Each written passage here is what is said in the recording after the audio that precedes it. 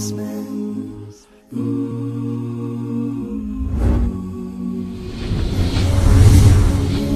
Zuhas.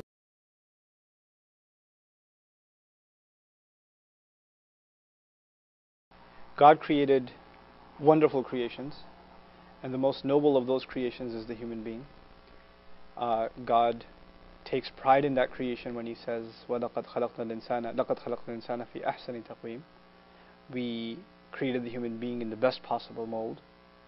All of God's creation is in complete submission to Him. The skies and the earth and everything in between is absolutely at the disposal of God and doesn't disobey Him. The greatest of His creations was offered choice. The human being was offered choice.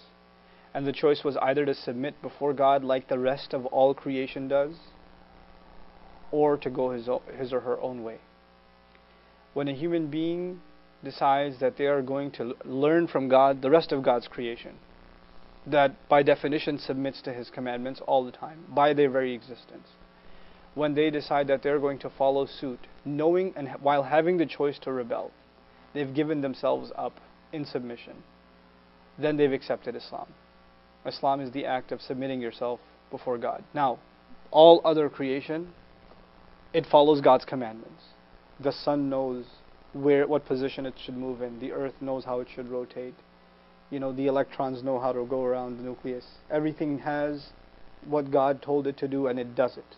The human being doesn't. The human being has some idea what he should do, she should do, but they don't have a complete idea. So God told the first human being, in order for you to completely submit to me, this is the story of Adam now, فَإِمَّا يَأْتِيَنَّكُم مِّنِّي هُدًى. If and when guidance comes to you from me, whoever follows it, they'll have no dangers on them, and they're not going to be the ones that grieve. God sent messengers time and time again, prophets, to let people know how to submit to Him, because they themselves can only know so much. So to know what exactly God expects from them as His subjects, prophets would come and declare His teachings, His expectations. What should you believe about Him? And how should you submit to Him? And because that idea of wanting to submit to Him was already created inside of us when our souls were made, there was something inside the human being that already had Islam in it. So when they heard the confirmation of what they have deep down inside coming from the mouth of a prophet, there was like a light inside that met the light on the outside. The revelation on the outside that they hear from a prophet is light. The conscience inside of them that knows God already is another light. These two lights come into contact and Islam happens. This concept in the Quran is called light upon light. Nurun ala nur. Two lights. One inside of you, one outside of you. They come into contact with each other, right? Now, every prophet tried to connect people's inner light with the light of revelation. That's what every prophet tried to do. And the final of those prophets is Muhammad, may peace and blessings of Allah be upon him. The word Islam itself means the act of giving yourself up. It also means the act of giving peace. Aslama also means to offer peace. In other words, you are now offering peace to all of your surroundings. Literally to offer peace. Right? Because now that you've submitted yourself to God, and all of creation already has, now you're in harmony with everything else. You're at peace with everything else. The only reason corruption will happen is when everything else is in submission to God and the human being isn't. That's when corruption happens. That's the very definition of chaos. Right? So Islam is a means by which peace is attained. Harmony is attained inside a person, within their family, within a community, within the world. It starts at the individual level, and you're finally at peace with yourself. Someone who's living a life of rebellion, living a life of partying, and think they're going to live, eat, sleep, party in this world, and eventually go. You'll find this one thing they don't have. They don't have peace. They can't sit still. They're always dissatisfied.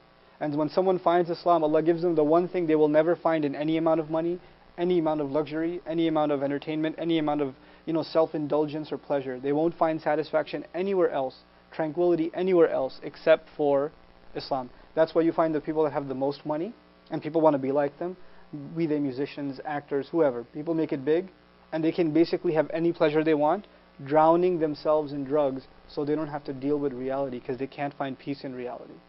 They can't find it. They're trying to escape. These are people that have the best of the best of the best and can't live with it. They're not satisfied. Islam offers them that peace.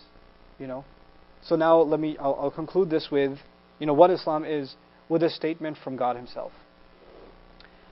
He says, قَدْ جَاءَتْكُمْ مَوْعِظَةٌ مِّن رَبِّكُمْ. A heart-penetrating counsel has come to you from your master. Really interesting word, maw'idah in Arabic. It's very powerful, it goes inside the heart. Has come to you from your master. وَشِفَاءٌ لِمَا فِي الصُّدُورِ. And what has come to you is a cure for what is in the chests. I want you to think about this. God specifically mentions the problem is where? In the chests. People's hearts are unsatisfied. Advice in Arabic literature, maw'idah, deep advice, is not somewhere that goes in the mind, it goes in the heart. If I'm talking to a student, or I'm talking to a family member, a cousin, and I try to give them really heartfelt advice, they say, man, you got me here. You got me right here. You feel something. God says, I've given you words that are supposed to go right where the problem is. Medicine is applied where the problem is, right? Right? So if the problem is in the heart, God says God gave heart-penetrating counsel.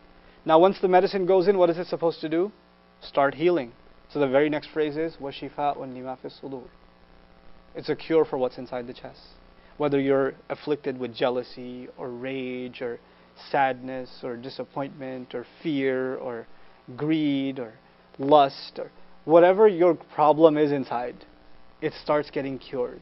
You're at peace with yourself and others because you're at peace with God now. وَشِفَاءٌ لِمَا فِي الصُّدُورِ. And then وَهُدًى وَرَحْمَةٌ. After this cure, now it's guidance.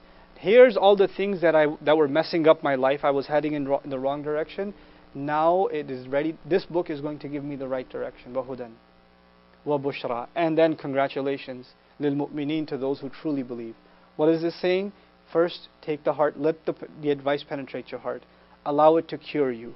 Once it cures you, you'll see the way to follow. Once you see that way to follow, congratulations, you've attained the best thing you could have possibly attained, both for this world and the next. You'll live a happy life here, and you'll live a happy life in the hereafter. People think when they follow religion, they'll miss out on life, right? God promised the Israelites. People think we hate the Israelites. God promised the Israelites amazing things. Allah mentions them in the Quran.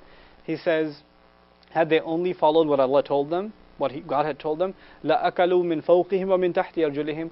They would have enjoyed, eaten, consumed from above them and beneath them. God would have made them rich. God would have made, if they only followed what they were commanded. So what is God saying? What is Allah saying? If guidance is in your heart, then the world can be in your hands, and you'll be fine. And when guidance is not in your heart, then the world and its temptations are in your heart, and nothing is in your hands. You have nothing in your hands. You can have the world in your hands, just have guidance in your heart. So I pray for myself and all of us that we find true Islam, true submission to God. Thank you very much for listening and watching.